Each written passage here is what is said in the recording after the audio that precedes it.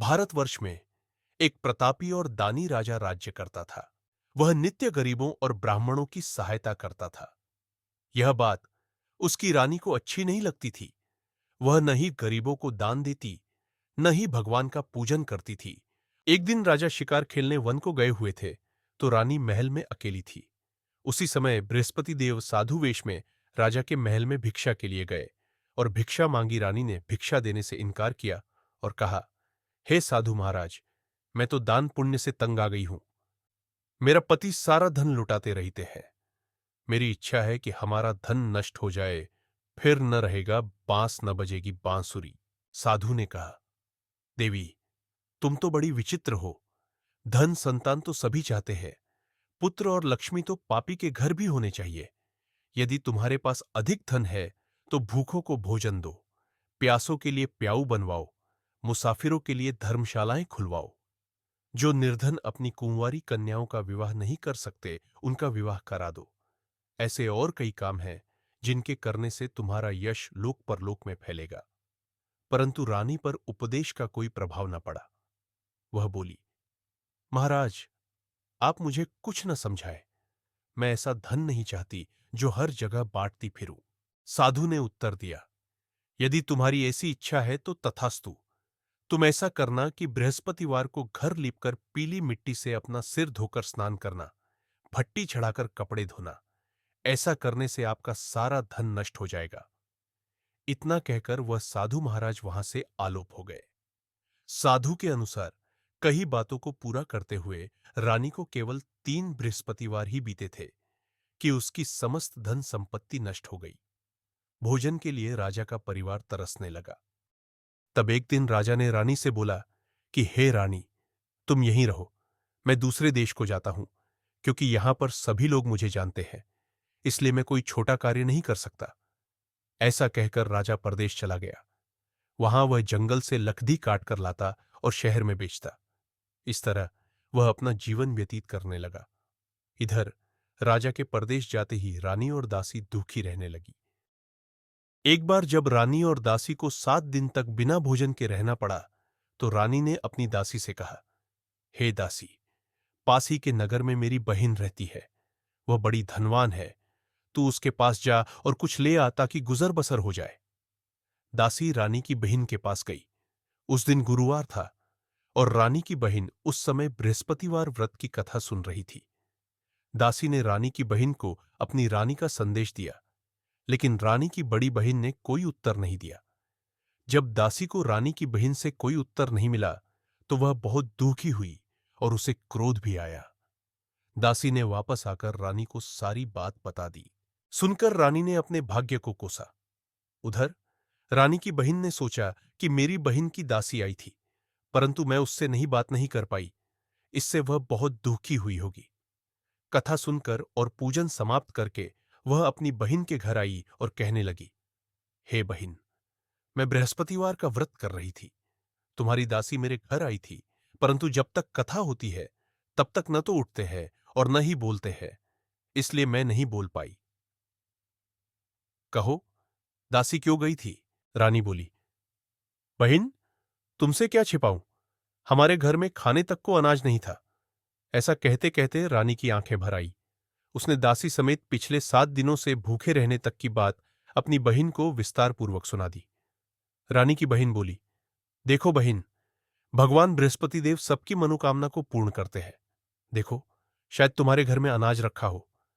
पहले तो रानी को विश्वास नहीं हुआ, पर बहन के आग्रह करने पर उसने अपनी दासी को अंदर भेजा, तो उसे सचमुच अनाज से भरा एक बर्तन मिल गया।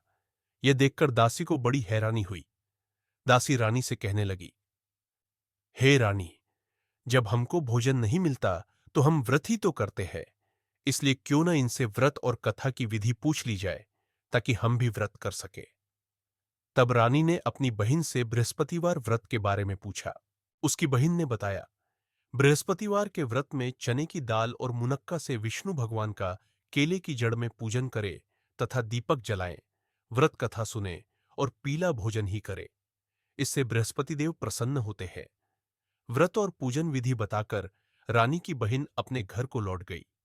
7 दिन के बाद जब गुरुवार आया, तो रानी और दासी ने व्रत रखा। घुड़साल में जाकर चना और गुड़ लेकर आई। फिर उससे केले की जड़ तथा विष्णु भगवान का पूजन किया। अब पीला भोजन कहां से आए, इस बात को लेकर दोनों बहुत दुखी थे। चूंकि उन्होंने व्रत रखा था, इसलिए बृहस्पति देव उनसे प्रसन्न थे। इसलिए वे एक साधारण व्यक्ति का रूप धारण कर 2 थालों में सुंदर पीला भोजन दासी को दे गए। भोजन पाकर दासी प्रसन्न हुई और फिर रानी के साथ मिलकर भोजन ग्रहण किया। उसके बाद वे सभी गुरुवार को व्रत और पूजन करने लगी। बृहस्पति भगवान की कृपा से उनके पास फिर से धन संपत्ति आ गई, परंतु रानी फिर से पहले की तरह आलस्य करने लगी। तब दासी बोली, देखो रानी, तुम पहले भी इस प्रकार आलस्य करती थी। तुम्हें धन रखने में कष्ट होता था, इस कारण सभी धन नष्ट हो गया, और अब जब भगवान बृहस्पति की कृपा से धन मिला है तो तुम्हें फिर से आलस्य होता है। रानी को समझाते हुए दासी कहती है कि बड़ी मुसीबतों के बाद हमने यह धन पाया है, इसलिए हमें दान पुण्य करना चाहिए, भूखे मनुष्यों को भोजन कराना चाहिए और धन को शुभ कार्यों में खर्च करना चाहिए, जिससे तुम्हारे कुल का यश बढ़ेगा, स्वर्ग की प्राप्ति होगी और पितृ प्रसन्न होंगे। दासी की बात मानकर रानी अपना धन शुभ कार्यों में खर्च करने लगी, जिससे पूरे नगर में उसका यश फैलने लगा। बृहस्पतिवार व्रत कथा के बाद श्रद्धा के साथ आरती की जानी चाहिए। इसके बाद प्रसाद बांटकर उसे ग्रहण करना चाहिए। एक दिन राजा दुखी होकर जंगल में एक पेड़ के नीचे आसन जमाकर बैठ गया। वह अपनी दशा को याद करके व्याकुल होने लगा। बृहस्पतिवार का दिन था। एकाएक उसने देखा कि निर्जन वन में एक साधु प्रकट हुए। वह साधु वेश में स्वयं बृहस्पति देवता थे। लकड़हारे के सामने आकर बोले, हे लकड़हारे, इस सुनसान जंगल में तू चिंतामग्न क्यों बैठा है? लकड़हारे ने दोनों हाथ जोड़कर प्रणाम किया और उत्तर दिया, महात्मा जी, आप सब कुछ जानते हैं, मैं क्या कहूं? यह कहकर रोने लगा और साधु को अपनी आत्मकथा सुनाई। महात्मा जी ने कहा, तुम्हारी स्त्री ने बृहस्पति के दिन बृहस्पति भगवान का निरादर किया है, जिसके कारण रुष्ट होकर उन्होंने तुम्हारी यह दशा कर दी। अब तुम चिंता को दूर करके मेरे कहने पर चलो तो तुम्हारे सब कष्ट दूर हो जाएंगे और भगवान पहले से भी अधिक संपत्ति देंगे। तुम बृहस्पति के दिन कथा किया करो। 2 पैसे के चने मुनक्का लाकर उसका प्रसाद बनाओ और शुद्ध जल से लोटे में शक्कर मिलाकर अमृत तैयार करो। कथा के पश्चात अपने सारे परिवार और सुनने वाले प्रेमियों में अमृत व प्रसाद बांटकर आप भी ग्रहण करो। ऐसा करने से भगवान तुम्हारी सब मनोकामनाएं पूरी करेंगे। साधु के ऐसे वचन सुनकर लकड़हारा बोला, हे प्रभो, मुझे लकड़ी बेचकर इतना पैसा नहीं मिलता जिससे भोजन के उपरांत कुछ बचा सकूं। मैंने रात्रि में अपनी स्त्री को व्याकुल देखा है। मेरे पास कुछ भी नहीं जिससे मैं उसकी खबर मंगा सकूं। साधु ने कहा, हे लकड़हारे, तुम किसी बात की चिंता मत करो। बृहस्पति के दिन तुम रोजाना की तरह लकड़ियां लेकर शहर को जाओ। तुमको रोज से दुगुना धन प्राप्त होगा, जिससे तुम भली भांति भोजन कर लोगे तथा बृहस्पति देव की पूजा का सामान भी आ जाएगा। इतना कहकर साधु अंतर्ध्यान हो गए। धीरे धीरे समय व्यतीत होने पर फिर वही बृहस्पतिवार का दिन आया। लकड़हारा जंगल से लकड़ी काटकर किसी शहर में बेचने गया। उसे उस दिन और दिन से अधिक पैसा मिला। राजा ने चना गुड़ आदि लाकर गुरुवार का व्रत किया। उस दिन से उसके सभी क्लेश दूर हुए, परंतु जब दोबारा गुरुवार का दिन आया तो बृहस्पतिवार का व्रत करना भूल गया। इस कारण बृहस्पति भगवान नाराज हो गए। उस दिन उस नगर के राजा ने विशाल यज्ञ का आयोजन किया तथा शहर में यह घोषणा करा दी कि कोई भी मनुष्य अपने घर में भोजन न बनावे, न आग जलावे। समस्त जनता मेरे यहां भोजन करने आवे। इस आज्ञा को जो न मानेगा उसे फांसी की सजा दी जाएगी। इस तरह की घोषणा संपूर्ण नगर में करवा दी गई। राजा की आज्ञानुसार शहर के सभी लोग भोजन करने गए, लेकिन लकड़हारा कुछ देर से पहुंचा, इसलिए राजा उसको अपने साथ घर लिवा ले गए और ले जाकर भोजन करा रहे थे तो रानी की दृष्टि उस खूंटी पर पड़ी जिस पर उसका हार लटका हुआ था। वह वहां पर दिखाई नहीं दिया। रानी ने निश्चय किया कि मेरा हार इस मनुष्य ने चुरा लिया है। उसी समय सिपाहियों को बुलाकर उसको कारागार में डलवा दिया। जब लकड़हारा कारागार में पड़ गया और बहुत दुखी होकर विचार करने लगा कि न जाने कौन से पूर्व जन्म के कर्म से मुझे यह दुख प्राप्त हुआ है और उसी साधु को याद करने लगा जो कि जंगल में मिला था। उसी समय तत्काल बृहस्पति देव साधु के रूप में प्रकट हुए और उसकी दशा को देखकर कहने लगे, अरे मूर्ख, तूने बृहस्पति देव की कथा नहीं करी, इस कारण तुझे दुख प्राप्त हुआ है। अब चिंता मत कर, बृहस्पतिवार के दिन कारागार के दरवाजे पर 4 पैसे पड़े मिलेंगे। उनसे तू बृहस्पति देव की पूजा करना, तेरे सभी कष्ट दूर हो जाएंगे। बृहस्पति के दिन उसे 4 पैसे मिले। लकड़हारे ने कथा कही। उसी रात्रि को बृहस्पति देव ने उस नगर के राजा को स्वप्न में कहा, हे राजा, तुमने जिस आदमी को कारागार में बंद कर दिया है वह निर्दोष है, वह राजा है, उसे छोड़ देना। रानी का हार उसी खूंटी पर लटका है। अगर तू ऐसा नहीं करेगा तो मैं तेरे राज्य को नष्ट कर दूंगा। इस तरह रात्रि के स्वप्न को देखकर राजा प्रातःकाल उठा और खूंटी पर हार देखकर लकड़हारे को बुलाकर क्षमा मांगी तथा लकड़हारे को योग्य सुंदर वस्त्र आभूषण देकर विदा कर दिया। बृहस्पति देव की आज्ञानुसार लकड़हारा अपने नगर को चल दिया। राजा जब अपने नगर के निकट पहुंचा तो उसे बड़ा आश्चर्य हुआ। नगर में पहले से अधिक बाग, तालाब, कुएं तथा बहुत सी धर्मशाला, मंदिर आदि बन गए थे। राजा ने पूछा, यह किसका बाग और धर्मशाला है? तब नगर के सब लोग कहने लगे, यह सब रानी और बांदी के हैं। तो राजा को आश्चर्य हुआ और गुस्सा भी आया। जब रानी ने यह खबर सुनी कि राजा आ रहे हैं तो उन्होंने बांदी से कहा कि हे दासी, देख, राजा हमको कितनी बुरी हालत में छोड़ गए थे।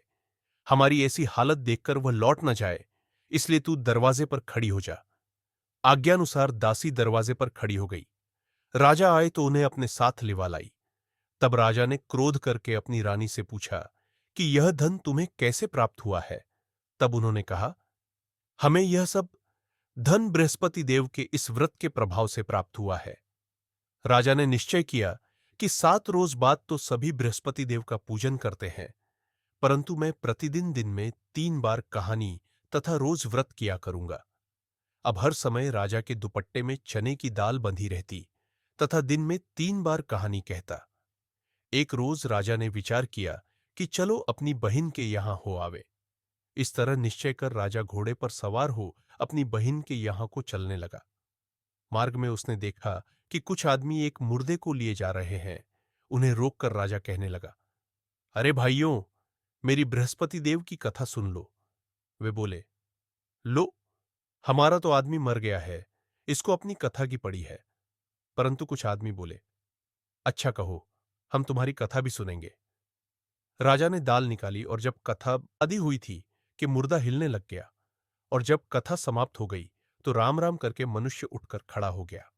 आगे मार्ग में उसे एक किसान खेत में हल चलाता मिला। राजा ने उसे देख और उससे बोले, अरे भैया, तुम मेरी बृहस्पतिवार की कथा सुन लो। किसान बोला, जब तक मैं तेरी कथा सुनूंगा तब तक 4 हरैया जोत लूंगा। जा अपनी कथा किसी और को सुनाना। इस तरह राजा आगे चलने लगा। राजा के हटते ही बैल पछाड़ खाकर गिर गए तथा किसान के पेट में बड़ी जोर का दर्द होने लगा। उस समय उसकी मां रोटी लेकर आई। उसने जब यह देखा तो अपने पुत्र से सब हाल पूछा और बेटे ने सभी हाल कह दिया। तो बुढ़िया दौड़ी दौड़ी उस घुड़सवार के पास गई और उससे बोली कि मैं तेरी कथा सुनूंगी, तू अपनी कथा मेरे खेत पर चलकर ही कहना। राजा ने बुढ़िया के खेत पर जाकर कथा कही, जिसके सुनते ही वह बैल उठ खड़ हुए तथा किसान के पेट का दर्द भी बंद हो गया। राजा अपनी बहिन के घर पहुंचा। बहिन ने भाई का खूब स्वागत किया। दूसरे रोज प्रातःकाल राजा जगा तो वह देखने लगा कि सब लोग भोजन कर रहे हैं। राजा ने अपनी बहिन से कहा, ऐसा कोई मनुष्य है जिसने भोजन नहीं किया हो? मेरी बृहस्पतिवार की कथा सुन ले। बहिन बोली, हे भैया, यह देश ऐसा ही है कि पहले यहां लोग भोजन करते हैं, बाद में अन्य काम करते हैं। अगर कोई पड़ोस में हो तो देख आऊं। वह ऐसा कहकर देखने चली गई, परंतु उसे कोई ऐसा व्यक्ति नहीं मिला जिसने भोजन न किया हो। अतः वह एक कुम्हार के घर गई जिसका लड़का बीमार था। उसे मालूम हुआ कि उनके यहां 3 रोज से किसी ने भोजन नहीं किया है। रानी ने अपने भाई की कथा सुनने के लिए कुम्हार से कहा। वह तैयार हो गया। राजा ने जाकर बृहस्पतिवार की कथा कही, जिसको सुनकर उसका लड़का ठीक हो गया। अब तो राजा की प्रशंसा होने लगी। एक रोज राजा ने अपनी बहन से कहा कि हे बहन, हम अपने घर को जाएंगे, तुम भी तैयार हो जाओ। राजा की बहन ने अपनी सास से कहा। सास ने कहा, हाँ चली जा, परंतु अपने लड़कों को मत ले जाना, क्योंकि तेरे भाई के कोई औलाद नहीं है। बहन ने अपने भैया से कहा, हे भैया, मैं तो चलूंगी पर कोई बालक नहीं जाएगा। राजा बोला, जब कोई बालक नहीं चलेगा तब तुम ही क्या करोगी? बड़े दुखी मन से राजा अपने नगर को लौट आया। राजा ने अपनी रानी से कहा, हम निर्वंशी हैं, हमारा मुंह देखने का धर्म नहीं है और कुछ भोजन आदि नहीं किया। रानी बोली, हे प्रभु, बृहस्पति देव ने हमें सब कुछ दिया है, वह हमें औलाद अवश्य देंगे।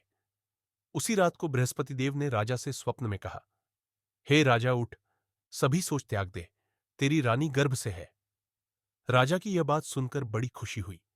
9वें महीने में उसके गर्भ से एक सुंदर पुत्र पैदा हुआ। तब राजा बोला, हे रानी, स्त्री बिना भोजन के रह सकती है, पर बिना कहे नहीं रह सकती। जब मेरी बहन आवे तो मुझसे कुछ कहना मत। रानी ने सुनकर हां कर दिया। जब राजा की बहन ने यह शुभ समाचार सुना तो वह बहुत खुश हुई तथा बधाई लेकर अपने भाई के यहां आई। तभी रानी ने कहा, घोड़ा चढ़कर तो नहीं आई, गधा चढ़ी आई। राजा की बहन बोली, भाभी, मैं इस प्रकार न कहती तो तुम्हें औलाद कैसे मिलती? बृहस्पति देव ऐसे ही हैं, जैसी जिसके मन में कामनाएं हैं, सभी को पूर्ण करते हैं। जो सद्भावना पूर्वक बृहस्पतिवार का व्रत करता है एवं कथा पढ़ता है अथवा सुनता है, दूसरों को सुनाता है, बृहस्पति देव उसकी सभी मनोकामना पूर्ण करते हैं। भगवान बृहस्पति देव उसकी सदैव रक्षा करते हैं। संसार में जो मनुष्य सद्भावना से भगवान जी का पूजन व्रत सच्चे हृदय से करते हैं, तो उनकी सभी मनोकामनाएं पूर्ण करते हैं। जैसी सच्ची भावना से रानी और राजा ने उनकी कथा का गुणगान किया, तो उनकी सभी इच्छाएं बृहस्पति देव जी ने पूर्ण की थी। इसलिए पूर्ण कथा सुनने के बाद प्रसाद लेकर जाना चाहिए। हृदय से उसका मनन करते हुए जयकारा बोलना चाहिए। बृहस्पतिवार व्रत कथा इस प्रकार समाप्त होती है। बोलो, बृहस्पति देव की जय, भगवान विष्णु की जय,